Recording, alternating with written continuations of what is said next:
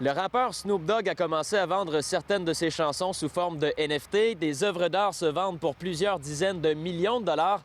Mais encore aujourd'hui, la grande majorité n'a aucune idée de ce qu'est un NFT. J'ai rencontré deux passionnés de Sherbrooke qui ont eux aussi commencé à vendre leurs œuvres d'art numériques.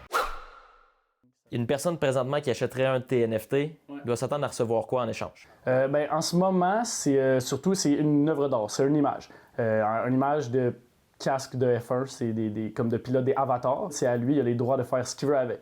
Donc, s'il voudrait l'utiliser comme par exemple, beaucoup le font, comme photo de profil sur les réseaux sociaux, il a tous les droits de faire ça. S'il veut l'utiliser pour faire du linge ou quoi que ce soit, il peut prendre l'image, c'est à lui. J'ai passé justement une semaine à créer lui puis un deuxième. Ça a été mon plus cher vendu, je dirais. Là. Un NFT, c'est vraiment juste une preuve digitale qui vient d'un parti et qui passe vers un autre généralement. T'sais, moi, je vends ça. Quelqu'un l'achète avec son portefeuille de crypto-monnaies, puis il y a une transaction, puis cette transaction-là, elle est comme prouvée dans le monde digital. Lorsque, par exemple, je nais, il y a un registre centralisé qui est le registre des naissances qui est maintenu par le gouvernement, qui permet, entre autres, de voir la croissance de la population, tandis que dans ce cas-ci, pour les NFT, c'est pas obligé d'être détenu par qui que ce soit, ça peut être géré par un ensemble de personnes. Le beau pouvoir des NFT, puis des collections, puis de la crypto-monnaie, on va dire, c'est qu'on peut toujours retracer du début de sa création jusqu'au moment présent. Ça a été dans les mains de qui, à quel moment, pour quel prix? J'ai deux projets en ce moment. J'ai Migi Pawa, qui est un espèce de projet dans le style animé, là, si vous avez déjà écouté Naruto, ou comme tous les animes, dans le fond, là, qui vient chercher vraiment cet aspect visuel-là.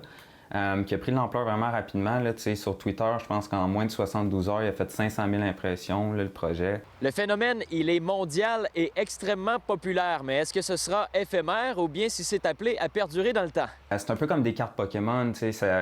Pendant un instant, tout le monde en veut. Ça prend 10 ans avant que ça revienne. Puis là, ça revient. Puis là, tout le monde en veut à nouveau. C'est un peu le même principe avec les NFT parce qu'on crée des pièces qu'on peut collectionner. Ça, je pense que c'est vraiment plus éphémère. Sinon, au niveau de tout ce qui est politique, médical, ça, il y a littéralement un avenue. Exemple, Huguette veut voter pour le Parti libéral. Fait que là, Huguette, elle envoie son vote sous la forme d'un NFT, d'un jeton. Donc, il y a une preuve que Huguette, à tel moment, à telle heure, tel endroit, a voté pour le Parti libéral. On regarde, par exemple, les bitcoins, c'est toujours là. Ça fait des dizaines d'années que c'est présent. Donc, on voit qu'il y a vraiment eu une transformation dans la façon de faire des transactions.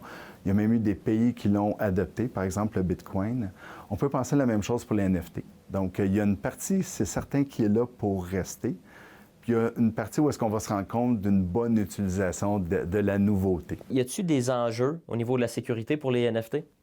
Bien entendu, il y a des enjeux. Donc, le premier, c'est que on vous dit que vous êtes propriétaire, par exemple, d'une œuvre. Qu'est-ce qui vous dit qu'à l'autre bout, la personne n'a pas déjà copié cette œuvre-là d'une autre personne? Et comme toute forme contractuelle, il faut toujours s'assurer du lien qui me lie au vendeur.